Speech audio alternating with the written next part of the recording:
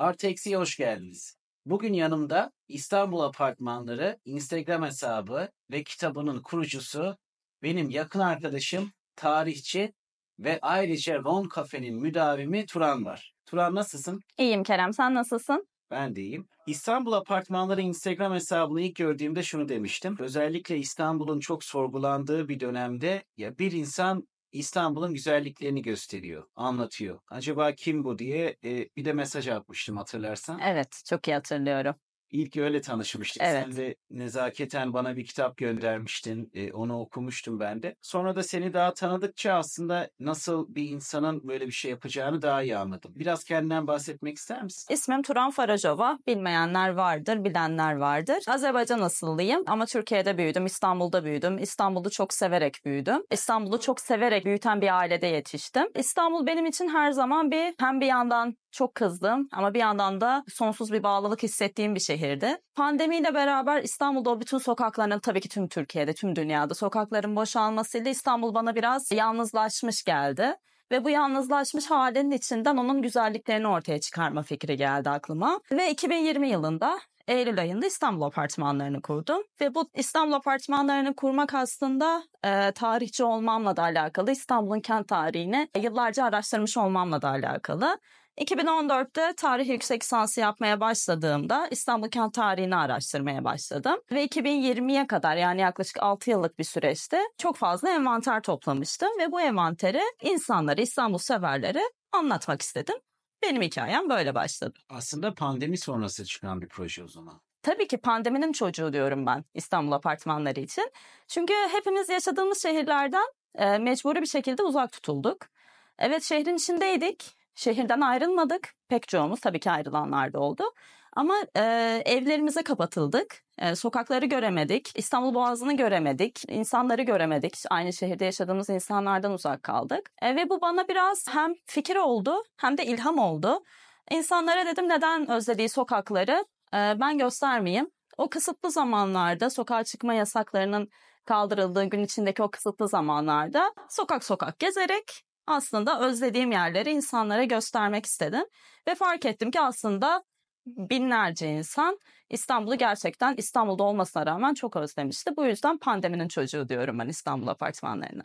İlk nereden başladın gezmeye? Tabii ki Beyoğlu. Beyoğlu benim için İstanbul'un en güzel yeri. Zaman zaman adalar biraz kafamı karıştırsa da benim için her zaman Beyoğlu'nun yeri çok başka. Çünkü Beyoğlu İstanbul dahil birçok şehrin bence bir karması ve yansıması. Bunda tabii ki Beyoğlu yapan yabancı ve yerli mimarların etkisi çok büyük. Ama aynı zamanda Beyoğlu'nda yaşamış ve yaşamaya devam eden insanların da etkisi çok büyük. O yüzden Beyoğlu benim için bir ev. Beyoğlu'nda yaşamıyorum ama günümün önemli bir kısmını Beyoğlu'nda geçiriyorum. Beyoğlu'nu tam bir mahalle kültürüyle yaşamayı çok seviyorum. Bu yüzden ilk Beyoğlu'yla başladım. Peki mesela Beyoğlu katman katmandır ya böyle hani Galata'sı ayrıdır, Cihangir ayrıdır, Şişhanesi ayrıdır. Orada en çok vakit geçirdiğin ve vakit geçirirken de bunu severek yaptığın bir yer var mı?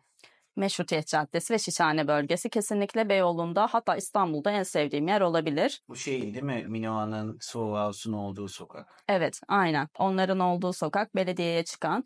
Yani aslında başlangıç noktası olarak TRT binasını bir uç nokta, diğer uç nokta olarak da Beyoğlu Belediyesi binasını alırsak o hattaki tüm yaşam alanları aslında beni çok mutlu ediyor onları görmek. Ve onların gelecek nesillere en azından bilgilerinin ve fotoğraflarının aktarılmasında da katkı sağlamak beni ekstra mutlu ediyor. İkinci sevdiğin bir yer var mı? Adalar. Kesinlikle, yani çünkü ben bir yaz insanıyım. Geniş sokak, az katlı bina. Yani biraz sayfiye yeri dediğimiz aslında İstanbul'un, eski İstanbul'da daha çok gördüğümüz o sayfiye yerlerinden bugüne çok az kaldı. Yani baktığımız zaman işte Moda, Bakırköy, Sarıyer hattı vesaire, bunlar hepsi eskiden sayfiye yerleri İstanbul için. Ama günümüzde çok az kaldı ve adalar hala bunu büyük oranda koruyan tek yer. Bu yüzden ben İstanbul'dan uzaklaşmak istediğimde ama İstanbul'dan fiziksel olarak da çok fazla uzaklaşamayacağım durumlarda adalara kaçıyorum. Hiç denize girdin mi adalarda? Heybeliada hariç hepsinde girdim. O çünkü mesela çok ilginç bir algıdır. Ben 2019 yılında ilk defa adalarda denize girmiştim. Dedim hani buranın Ege'den bir farkı yok. Genelde İstanbullular bilmiyor. Marmara'da yüzmedikleri için çok fazla bir bilgi sahibi değil.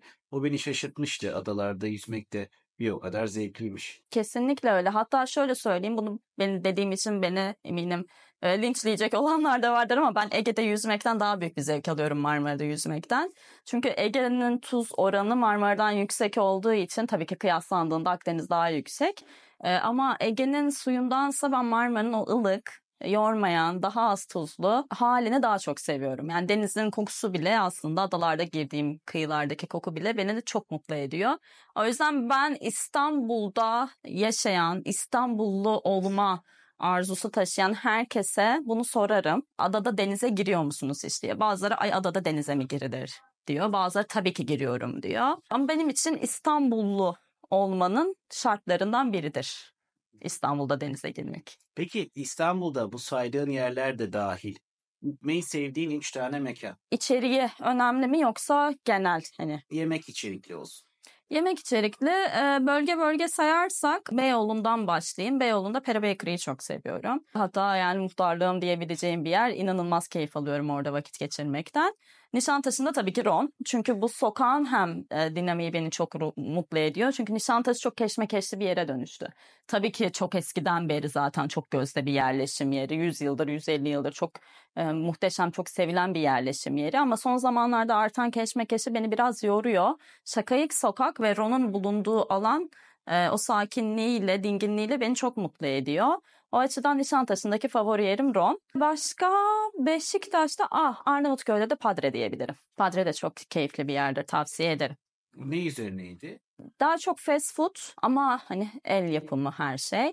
Yani soğan halkasından tut da işte sandviçlerine kadar. Ve artık yeni yeni işte alkol çeşitleri de sunmaya başladılar. Böyle keyifli bir yer. Sokağın hem ortasında hem sokaktan içeride, yani tam sokakta oturmuyorsun ama sokağa da yaşayabiliyorsun orada otururken. O açıdan seviyorum. Arnavutköy'ü zaten çok seviyorum. Aynı adalarda düşündüğüm şey benim için Arnavutköy'de de geçerli. Hala o eski ruhunu büyük oranda koruyabilmiş ender yerlerden olduğu için. Kesinlikle. Arnavutköy'ü ben de beğeniyorum. Padre'de sanırım eski kilisenin hemen karşısındaki yer. Öyleydi. Müştemilatı deniyordu kilisenin ama taşındılar. Şimdi Yağız İzgül'ün orası. Şefim Dede Ocakbaşı ile Padre'yi aynı yere taşıdı ve hepsini sahilde bir yalıya. Yalının yol tarafına Padre'yi, deniz tarafına Ocakbaşı'na aldı.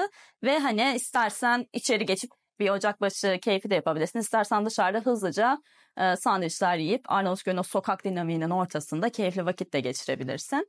Yani Arnavutköy gerçekten o açıdan hem şanslı bir yer hem de yaşayanlar için de biraz bence yorucu olan bir durum. Çok keyifli, çok fazla mekan var çünkü. Bu biraz klişe bir soru ama ben sormayı seviyorum. Özellikle de sana sormak istediğim bir soru. Çünkü senin hem Gusto'n var hem de İstanbul özelinde kendini işte geliştirmiş birisin. İstanbul dendiğinde tek bir bina, tek bir strüktür söylemen gerekirse hangisini söylerdin? Bu bayağı zor bir soru. Herhalde Dolmabahçe derdim. Dolmabahçe Sarayı. Neden? Osmanlı'nın da bir dönemini yansıtıyor. Osmanlı'dan sonra Cumhuriyet döneminin de bir dönemini yansıtıyor. Çünkü Mustafa Kemal Atatürk'ün de oraya çok sık gittiğini, hatta hayatının son günlerini, son saatlerini de Dolmabahçe'de geçirdiğini biliyoruz. Benim için geçmişin ve geleceğin kesiştiği ve yani Türkiye nihayetinde kurulduğunda bir kopuş yaşamadı, bir dönüşüm yaşadı aslında Osmanlı'dan. O dönüşümü de bana biraz hatırlatıyor. Hem ihtişamı, hem konumu, hem geçmiş günümüz dengesine oturmuş olması ve hala hem Cumhuriyet severlerin hem Osmanlı mirasına çok sahip çıkan insanların ortak sevdiği yer olduğu için herhalde şu an çok random bir şekilde aklıma Dolmabahçe Sarayı geliyor. O dönüşüm zaten Tanzimat'tan başlayan bir şey ama Atatürk'le finalize oluyor. Evet. Onu yansıtan bir yer gerçekten de. Ben de Ayasofya'ya hayranımdır. Yani Ayasofya'nın hep böyle işte o vapurla geçerken Ayasofya'yı görünce kendimi bir cimciklerim, yani böyle bu kadar güzel bir varlık hani hemen yanımızda duruyor diye. Ondan hani çok da beğenirim. Arkadaşlarıma da hep anlatırım hikayelerini. İşin komik yanı yabancı arkadaşlarım özellikle kendini geliştirmiş olanlara Dolmabahçe'yi hep beğenirler ve Dolmabahçe tam senlik Kerem derler. Özellikle dediğin şeyden dolayı yani böyle hem geçmişi hem geleceği birleştirebilen bir yer olduğu için. Ayasofya'da evet, yani Ayasofya baktığımız zaman İstanbul silüetinin gerçek anlamda çok büyük bir parçası. Benim gözümde İstanbul silüeti dendiğinde aklıma hep tarihi Yarımada'daki işte Ayasofya, Topkapı Sarayı'nın kulesi, İşte Beyazıt Yangın Kulesi, Süleymaniye Camii gibi o tarihi yarımada, özellikle gün batımında şahane görünen o tarihi yarımada manzarası canlanır. Ama ben Ayasofya'yı o manzaradan ayrı tutamıyorum. Sanki o manzara, evet, bütünüyle İstanbul'u yansıtan, İstanbul dendiğinde akla gelen, ki zaten İstanbul'la ilgili ne kadar proje yapılırsa klişe bir şekilde hepsinde o silüet kullanılıyor, biliyorsun. Gölge bir şekilde onların çizimi yapılıyor. Ben de çok severim işte Galata Kulesi'nin olmasını, Beyazıt Yangın Kulesi'nin olmasını. Ayasofya ondan bağımsız düşünemiyorum. Ama Dolmabahçe bulunduğu alanda tek ya. Aslında o silüetin bir parçası değil. O silüet Dolmabahçe Sarayı. O yüzden bir yapı seçme hakkım varsa onu Dolmabahçe Sarayı. Peki daha böyle terletecek bir soru. En sevmediğin yapı? Marka ismi veriyor muyuz? Vermeyelim. İstediğin gibi. Taksim Meydanı'nda bildiğimiz o İstanbul'un pek çok açısından böyle çivi gibi görünen yapı beni çok rahatsız ediyor açıkçası. Bu tabii ki şu an içinde onu kullanan markanın çok öncesinde yapılmış bir bina sanırım.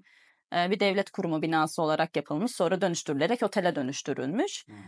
Bundan bağımsız olarak yani oraya o binayı yaparken gerçekten motivasyonları neydi çok merak ediyorum. Çünkü bir bölgenin silüetini bu kadar bozan bir şey olamaz. Yani denizden baktığında işte Karaköy Kadıköy hattına geçtiğini veya Beşiktaş Üsküdar hattına geçtiğinde o denizden baktığında mükemmel bir silüet var orada. Gidiyor.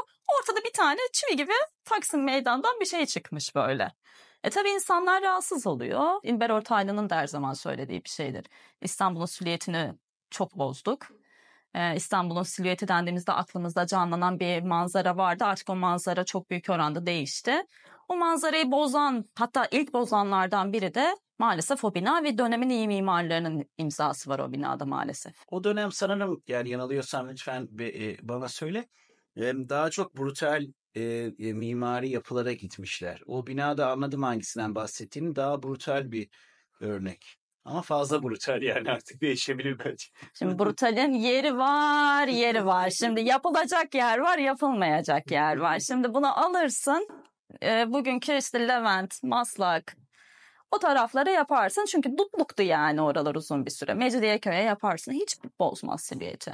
Ben biraz o konuda New York'un bunu iyi başardığını düşünüyorum. Çünkü silüeti bozacak uzunluktaki yapıları tek bir alana toplayarak aslında orayı simgeleştirmiş. Manhattan bölgesi diye. Manhattan dendiğinde birçok insanın aklında canlanan şey yüksek katlı binalardır. Ve bu 100 yıldır oraya yüksek katlı binaların yapıldığını göz önünde bulundurursak bir planlama, aslında şehir planlaması. Bizde ise boş bulunan her yere illa bir yüksek katlı bina yapma şeyi var. Yani oranın planlaması vesaire pek düşünülmemiş. Yani bu şu anki bir mesele de değil. Açıkçası 1940'lardan beri Evet. yapılan şehir planlamasında ciddi sıkıntılar var. Beni de bu konuda Roma çok etkiler. Yani Hı hı. binlerce yıldır aynı duran bir şehir. Onu çok iyi koruyabilmişler. Yapan yapıyor dedirtiyor insana. Hani çok klişe bir fotoğraf vardır ya, işte Oxford'da işte 100 yıl önceki halini koyarlar, şimdiki halini koyarlar. Bir tane bile taş yerini değiştirmemiş. Sokak aynı olduğu gibi duruyor. Ha, İstanbul'da yok mu öyle yerler? Tabii ki var yani. Büyük oranda şimdi akaretler mesela dünyanın en cazibe merkezi caddelerinden biri seçildi. Bu bir gurur bence İstanbul için. Hani henüz bu kadar yozlaşmış olmasına rağmen şehircilik açısından 50 yıldır 60 yıldır hala dünyanın en güzel şehirleri arasına girmeyi başarıyorsa bu aslında İstanbul'un her zaman bir metropol olarak planlanmış olmasının bir getirisi.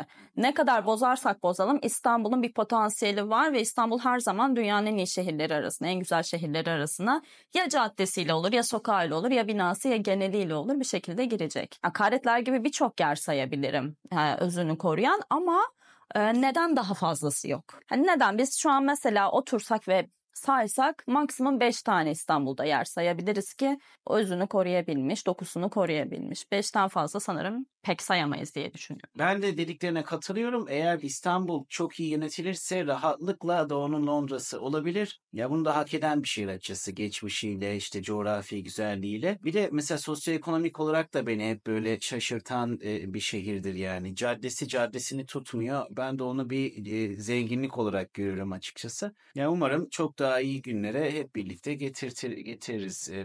Burada ben senin güzel bir rol oynadığını düşünüyorum. Çünkü aslında İstanbullulara ve Türklere şunu gösteriyorsun. Ya ciddi bir şehirde yaşıyorsunuz. Ciddi bir mirasa sahipler. Hani şey diyorsun ya, Doğu'nun Londra'sı. Bu mesela bana çok şey geliyor. Kendimizi ikinci görüyormuşuz gibi geliyor. Doğu'nun Paris'i, Doğu'nun Londra'sı. Neden Batı'nın İstanbul'u demiyor kimse mesela Londra için, Paris için mesela, işte Bakü için mesela neden kimse gidip de mesela Londra ya da işte Paris, atıyorum bir şehir mesela Bakü'ye benzetildi diyelim mimarisiyle, ya da Viyana. Ya Batı'nın, baksanıza Avrupa'nın Bakü'sü de burası denmiyor da, ya da biz demiyoruz da, her şeyi onları zirveye koyarak aslında kendimizi onlara benzetme çabası içindeyiz. Ama bence İstanbul onların çok daha ötesinde bir şehir. Çok daha kadim bir şehir. Bir kere antik bir şehir zaten. Hiçbir şehir yoktur ki kurulduğu günden bu yana metropol olma özelliğini kaybetmesin. İstanbul o açıdan, hani ben hep şey derim, İstanbul'un kalabalığından biz bugün şikayet ediyoruz. Ama İstanbul'un kalabalığından 1000 yıl önce de şikayet ediliyordu. 2000 yıl önce de şikayet ediliyordu. Bundan sonra dünyamız yok olmazsa 2000 yıl sonra da şikayet edilecek İstanbul'un kalabalığından. Ya da Asmalı Mescid'in mesela gürültüsünden 100 yıl önceki adam da aynı şekilde şikayet ediyordu. 100 yıl sonraki orada yaşayan adam da aynı cümlelerle şikayette bulunuyor. Cümlelerin kelime yapıları sadece biraz değişmiş oluyor. İşte o zaman aman bu sarhoşlar da her gün bizi rahatsız ediyor, burada yaşamak çok zor diye kurulan cümle bugün Allah belalarını versin, burada yaşanmaz hale geldi burası artık şeklinde cümleye evrildi. Ama anlam açısından baktığımızda 100 yıldır, 150 yıldır orada yaşayan insanların düşünceleri her zaman ortak. Ben İstanbul'un aslında bir taraftan güzel taraflarını insanlara gösterirken bir taraftan da bu şehri sahiplenmeleri gerektiğini onlara hatırlatmak istiyorum. Çünkü İstanbul birçok ülkeden, birçok milletten insanın göz bebeği olan bir şehir. Bugün açıkçası politik açıdan bakarsak Yunanlar İstanbul'a sahip olmayı çok isterdi. Aynı şekilde İstanbul'un işgali döneminde bu şehri 5 millet yönetti. Birçok yeri sadece bir millet yönetirken Birinci Dünya Savaşı sonrasında işte bir yeri gitti Fransızlar yönetti, bir yeri gitti İtalyanlar yönetti, bir yeri gitti İngilizler yönetti. İşte Batı Anadolu'yu aldı, Yunanlar yönetti. Ama İstanbul'u aralarında paylaşamadıkları için hepsi birden yönetmek istedi. Bu açıdan bakarsak evet, biz İstanbul'a Doğu'nun Londra'sı demek yerine Londra'ya Batı'nın İstanbul'u demek isteriz aslında. Bizim siyasetçilerimiz de aslında bunu önlerine hedef koymalılar. Her zaman İstanbul'u yönetenler de İstanbul'u bir Avrupa şehrine benzetme güdüsü olmuş. Yani bunu Cemil Topuzlu da böyle yapmış. Cemil Topuzlu'dan sonrakiler de böyle yapmış. Aman mimarisi Avrupa mimarisi olsun. Aman şurası Avrupa şeyi olsun. Aman Avrupa'da parklar şöyle, parklar böyle. Hiçbir zaman Türk yaşam şekline uygun bir planlama düşünülmemiş. Bizler az katlı ev insanıyız. Sen seversin sevmezsin. Az katlı yapı bir kültürdür şimdi. Yani Türk evi mantığı vardır mesela. Türk evi mantığını İstanbul'da yaygınlaştırmak varken biz almışız. Bir tarafı New York'a çevirmişiz. Bir tarafı Paris'e çevirmişiz. Bir tarafı tanımlanamayan bir cisme çevirmişiz falan, böyle bakıyorsun Allah affetsin. Hani nasıl girersin insan oraya, nasıl girer falan diyorsun. Ve bu insanların suçu değil, yöneticilerin suçu olmuş her zaman. Ve bu yöneticileri sadece tek bir döneme sıkıştırmak olmaz. 1940'ların da hatası var, 1950'lerinde, 60'larında, 70'lerinde günümüze kadar. O yüzden İstanbul'u yönetirken aslında biraz İstanbul'da yaşayan insanları tanıması gerekiyor yöneticilerin. İstekleri, kültürel özellikleri, şimdi İstanbul'da yaşayan çok fazla çeşitli millet her zaman olmuş. Yani İstanbul'un fethine kadar İstanbul birçok koloninin yönetiminde olan bir şehirdi. Tarihi Yarımada dediğimiz yer işte Doğu Roma. Galata'ya gidiyorsun, Cenevizliler, ki baktığında tek bir şehir gibi görünse de şehrin içinde yerel yönetimler var. Her zaman çok kozmopolit bir şehir olmuş. Ama her zaman da o kozmopolitliğin getirdiği, senin de dediğin o farklılığı da yaşatmış bir şehir. Ama bunu da biraz daha geliştirebilirlerdi bence. Yani o işte İstanbul'da insanlar evet yaşıyor, farklı milletten, İstanbul'da Rum'da yaşıyor, Ermeni de yaşıyor, Yahudi de yaşıyor, Türk de yaşıyor ve daha bir sürü farklı millet yaşıyor. Bunların her birinin farklı özellikleri olsa da kendi içinde aslında yaşam şekli açısından birbirleriyle çok benzeşiyorlar. Bugünkü yüksek katlı binalardan ben hiçbir etnik kökenden olan Türk vatandaşının memnun olacağını zannetmiyorum. Olduğunu da zannetmiyorum ki pandemide zaten bunu gördük. O gökdelenlerden kaçıp daha az katlı, bahçesi olan, balkonu olan evlere kaçtılar veya şehri terk ettiler. Dolayısıyla hiçbirimizin aslında memnun olmadığı o yüksek katlı binaları bu şehre yapıldığında bence gereken tepkiyi hiçbirimiz göstermiyoruz. Abi bakıyoruz yapılmış oraya. Yöneticiler de göstermiyor. Göstermemeye de devam edeceklerdir. O yüzden birincisi bu İstanbul'un bu şekilde yani kozmopolitliğini kabul etmek gerekiyor. İkincisi bu kozmopolitliğin getirdiği o rengarenk yapının mimariye yansımasını düzenlemeleri gerekiyor.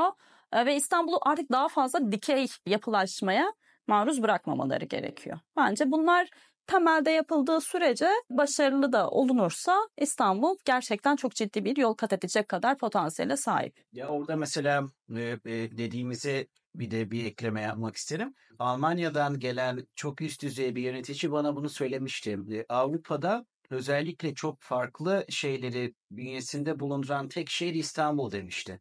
Yani hangi şehirde var ki Bebek'te oturuyorsun, işte kahveni içiyorsun, sanki Güney Fransa'dasın. Hı hı. Sonra bir yarım saat sonra Ayasofya'ya gidiyorsun, Sultanahmet'e gidiyorsun, apayrı bir dünyaya giriyorsun. Çok büyük bir zenginliğin üzerinde oturduğumuzun altını çizmişti.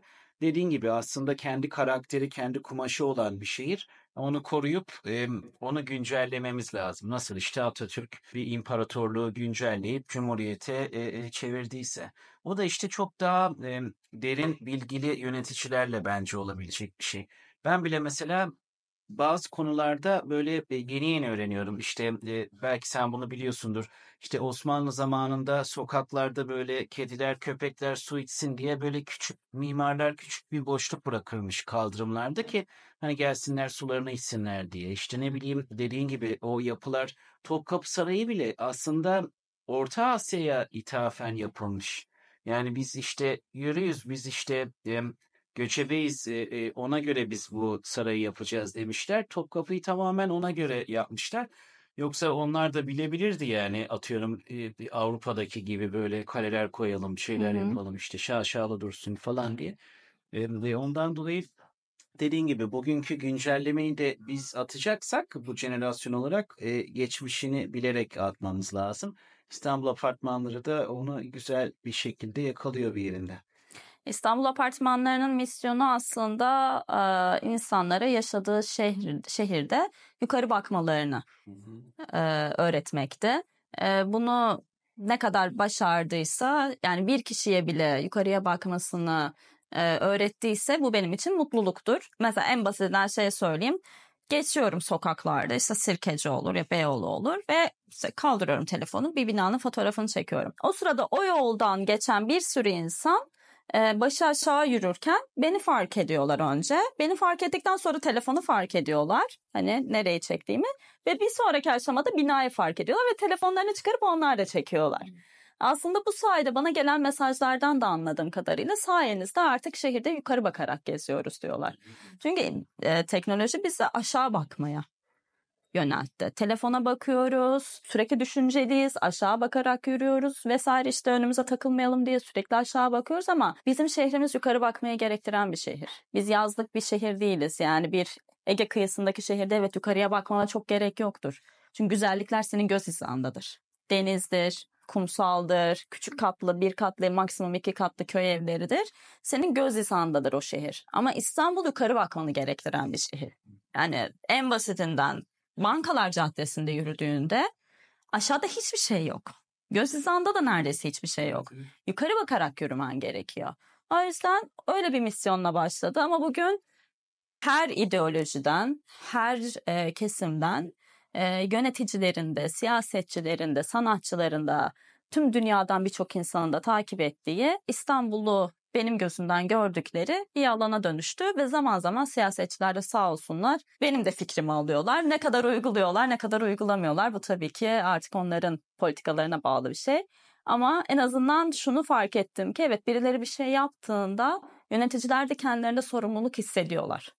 O yüzden yani elini taşın altına koyan insan sayısı ne kadar artarsa yöneticiler de kendilerini ona göre şekillendirecekler. Kesinlikle. Yani orada ne kadar çok geri dönüş verilirse aslında onu da yapmak zorunda olduklarını fark ediyorlar. Evet.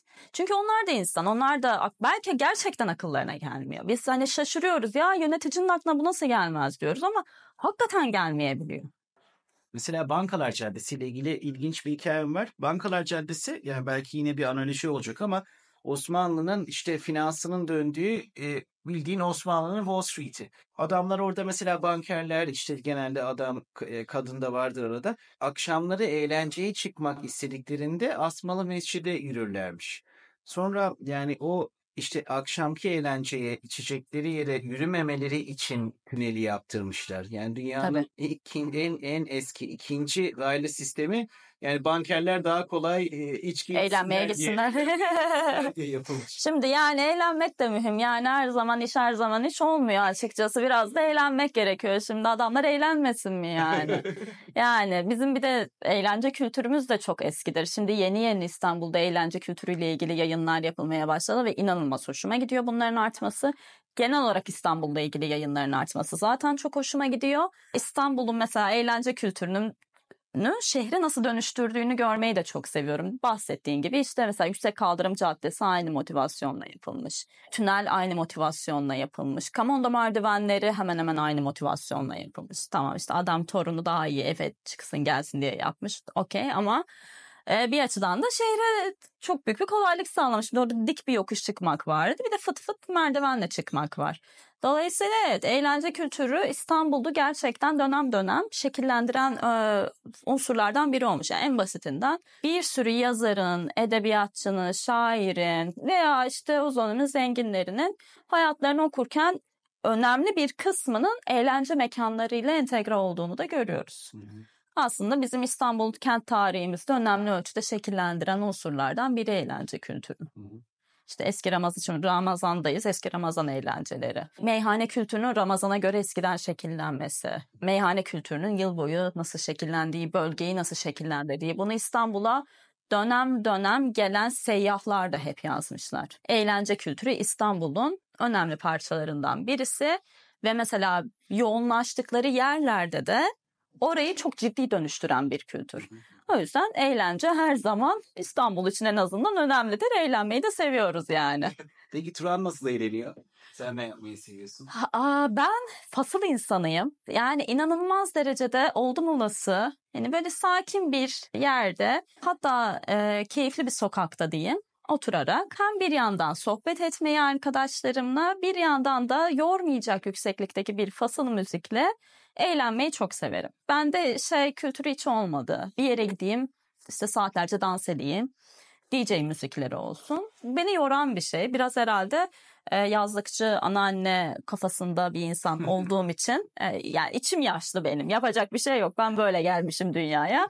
Çocukluğumdan beri böyleyim. Çok uğraştım değişmesi için.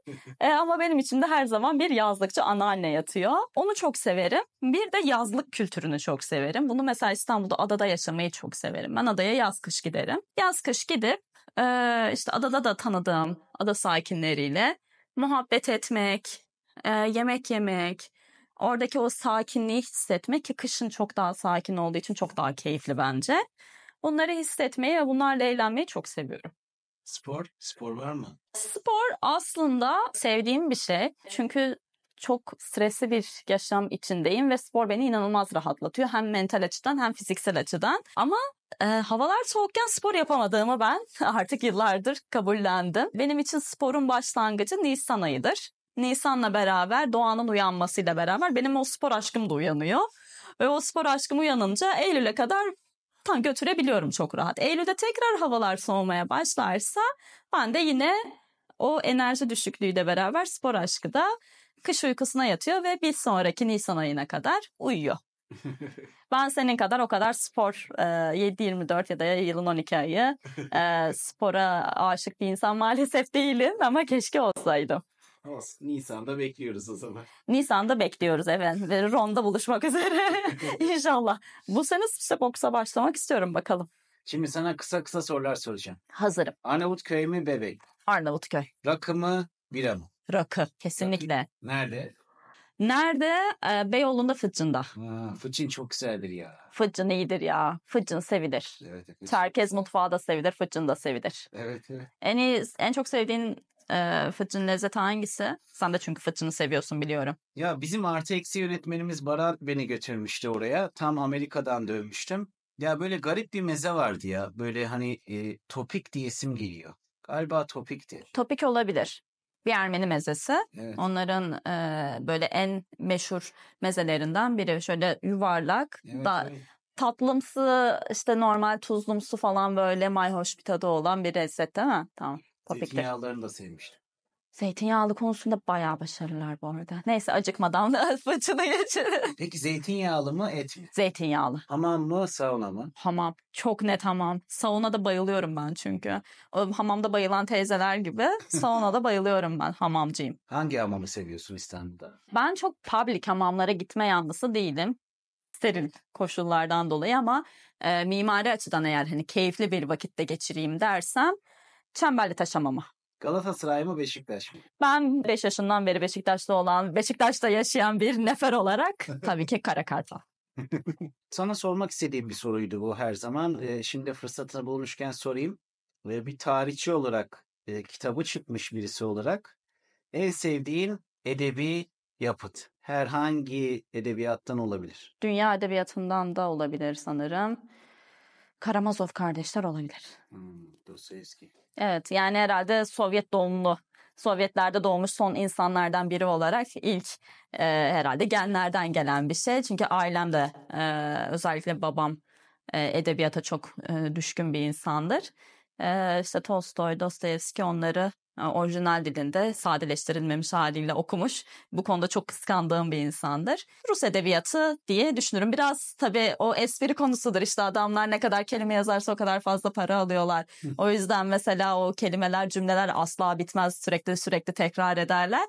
O biraz aceleci olan insanları, sabırsız olan insanları biraz sıkan bir şey. Ama edebiyat dediğinde yani tabii ki Fransız edebiyatı vesaire de çok iyi, İngiliz edebiyatı da çok iyi ama Rus edebiyatı. Peki kendi kitabından biraz bahsetmek ister misin? Özellikle hani ilk çıkan ve şimdi çıkacak olan da. Biraz ben buna işte şey gözüyle bakıyorum. Ustalık eseri, kalfalık eseri, çıraklık eseri gibi. Tabii ki çıraklık eserim Beyoğlu. Her zaman da herhalde gözde kitabım Beyoğlu olacak. Hem en sevdiğim İstanbul'daki ilçe olması sebebiyle hem de bence İstanbul'daki gerçekten en göz alıcı yapılara sahip olması sebebiyle. İstanbul Apartmanları kitabı aslında İstanbul Apartmanları hesabını kurduktan çok kısa süre sonra insanlardan bana gelen bir talep oldu. Hesabı kurdum herhalde 3-4 ay sonraydı. İnsanlar ya bu bilgiler iyi hoş ama biz bunları kitap olarak da okumak istiyoruz. Böyle bir projeniz var mı diye sordu. Ve ben o zamanlar hani 28-29 yaşında daha 30 yaşına bile girmemiş genç bir tarihçiydim. Hiç öyle bir fikrim yoktu açıkçası. Kendimi açıkçası o kadar yetkin görmüyordum. Ama sonra zamanla bu talepler çok arttı ve ben de 2021'in yazına girdiğimiz tabii 2021'in yazına girdiğimiz zaman dedim ki neden olmasın? Neden böyle bir fikre kapılmayayım? Neden böyle bir proje hazırlamayayım? Yapabildiğimin en iyisini yapayım. Tabii ki her zaman yapılmışların her zaman daha iyisi yapılır birileri tarafından veya kişinin kendisi tarafından. Böyle bir cesaret ettim. Kitabı o zaman da Tepte Aydınlatma Robe Bey sayesinde çıkardık. Kendisi bana maddi desteğin yanı sıra manevi de çok fazla destek verdi. Çok büyük bir tarihsever. İstanbul sever aynı zamanda. Onun desteğiyle, onun bana cesaretlendirmesiyle ilk kitabı Beyoğlu hakkında yazdık. Beyoğlu'nun ilk kitapta 4 ana arteri vardı aslında. Gümüşsuyu, Cihangir, İstiklal Caddesi üzerindeki yapılar ve Meşrutiyet Caddesi üzerindeki yapılar. Daha sonra genişletilmiş baskı yaptığımız zaman 3. baskıda Galata ve Karaköy bölgesinde ekleyerek aslında Beyoğlu'nun ana arterlerinin önemli bir kısmını derleyip toparlamış oldum. Şimdi ise sırada Anadolu yakasının Beyoğlu'su diyebileceğiniz Kadıköy var. Bunu da herhalde ilk kez burada böyle bir sosyal medyada açıklamış oldum. Tabii ki ikinci kitabın geldiğini birçok insan biliyor. İlk kitaba gösterdikleri ilgiden dolayı ikinci kitabı da çok merakla bekliyorlar. Neresi olacağını da çok merak ediyorlar. Kadıköy'ü seçtim. Kadıköy'ü seçme motivasyonlarımın başında deprem gerçeği geliyor. Çünkü Kadıköy zemin olarak maalesef riskli sayılabilecek bölgelerden birisi, hatta en riskli sayılan bölgelerden birisi. Bu yapıların ne kadarını kayıt altına alırsam o kadar iyidir mantığıyla önceliği Kadıköy'e vermek istedim. Neden Yalılar değil, neden Adalar değil, neden Beşiktaş değil diye çok soran oldu. Kadıköy'ü seçtim. Hem Beyoğlu'nun Anadolu yakasındaki muadili olması sebebiyle hem de o binaları bir an önce kayıt altına alma isteğinden dolayı. Şu an Kadıköy'le ilgili hala çalışmaya devam ediyoruz. Beyoğlu'ndan daha samimi bir kitap olacağını düşünüyorum. Çünkü Beyoğlu çok güzel, evet. Ama Beyoğlu'nda yaşayan çok fazla insan kalmadı. Özellikle eski Beyoğlu'lu olup da Beyoğlu'nda hala yaşayan çok az insan var. Tabii ki Kasımpaşa'da, Sütlüce'de vesaire önemli ölçüde eskiden günümüzde yaşayan insanlar var. Ama ana Beyoğlu dediğimiz Pera bölgesinde çok fazla geçmişten günümüze yaşayan aile kalmadı. Ama Kadıköy öyle değil. Ne kadar kentsel dönüşüm olursa olsun insanlar Kadıköy'ün içinde mahalle değiştiriyorlar sadece. Çok az insan Kadıköy'ü bırakıp başka ilçeye taşındı, ev sahibi olanlar. Dolayısıyla Kadıköy biraz daha aile kitabı gibi olacak. Zaten birbirini tanıyan çok fazla insanın da aile hikayesine yer veriyorum. Şahsen tanıdığım insanlar da var aralarında. Yağız İzgül'den bahsetmiştik. İşte Tepti Aydınlatma'dan Robi Bey'den bahsetmiştik. Onlar da Kadıköy kitabında varlar. Ama şahsen tanımadığım ama hikayelerini bana gönderdikleri için çok mutlu olduğum birçok aile de var. Kadıköy biraz daha aile kitabı, biraz daha sıcak bir kitap olacak. Biraz daha yaşayan bir kitap olacak. Beyoğlu ise biraz eski Beyoğlu'na saygı kitabı gibi geliyor bana. Bir zamanlar Beyoğlu kitabı gibi. Evet, bir zamanlar Beyoğlu böyleydi. O ailelerin hiçbiri artık burada yaşamasa da. Ama Kadıköy'de hala o ailelerden Kadıköy'de yaşayanlar var. Ve canlı canlı hikayelerini okuyabileceğimiz bir kitap olacak. Geldik son soruya. İstanbul Büyükşehir Belediyesi gece rüyasında seni görse ve dese ki Görüyordur sana... belki de. Ekran başkanım, beni görüyorsanız mesaj atabilirsiniz. Ve sabah kalktığında dese ki Turan, sana sadece bir bina vereceğiz. Seçim hakkı senin ama sadece bir hakkın var deseler hangi apartmanı seçerdin? Öncelikle olabilir mi öyle bir şey? Lütfen olsun, çünkü karikatürüne buradan bir atıfta bulunmak istiyorum. Umarım öyle bir şey olur. Gerçekten Ekran Başkan bir gün rüyasında beni görür ve uyanır, ben bu kıza bir apartman hediye etmek istiyorum der. Şaka bir yana, bunu ismini benim ömrünü de Allah'ın vermesini dilediğim Beyoğlu'ndaki Albuquerque evini tercih ederim. Videoda sıkça bahsettiğimiz Pera Baker adlı kahvecinin olduğu bina. Bu bina benim için çok özel. Yani mimarisinin ötesinde. Yani aslında çok farklı bir mimarisi mi var? Baktığın zaman hayır. Ama benim için oranın ruhu, oraya o ismi benim vermiş olmam ve kaynaklarda sadece benim verdiğim isimle artık geçiyor olması benim için çok özel. Çok aidiyet hissettiğim bir yer. Hem orada 70 yıla yakın yaşamış olan Albuquerque ailesinin hikayesi, hem onun şu an budanmış olsa da maalesef sarmaşıklarının ona vermiş olduğu yaz görünümünü çok seviyorum. Hem de bulunduğu konum çok iyi. Çünkü tam Meşrutiyet Caddesi'nde bir köşeyi kapmış. Binanın ön cephesinden belki İstanbul'un en güzel gün batımı manzaralarından birini görebiliyorsun. Hem de o Meşrutiyet Caddesi'nin o keyif veren dinamiğinin de tam ortasında bir yer. O yüzden eğer bir gün böyle bir bonkörlükte bulunmak isterlerse bana o binayı verebilirler diye düşünüyorum. Hayatım boyunca da orada yaşarım. Hatta vasiyetime şerh bile koydurum, burası satılmayacak diye. Turan, teşekkürler. Ben teşekkür ederim davet ettiğin için. Çok keyifli bir sohbet oldu. Umarım yeni kitapta sana bol başarı ve bol hayır getirir. İnşallah, inşallah İstanbul'umuz o beklenen kötü depremi hiçbir zaman yaşamaz ve biz bu binaları en az 100 yıl daha koruyup geleceğe torunlarımıza taşıyabiliriz. Tamam. Çok teşekkürler. Rica ederim.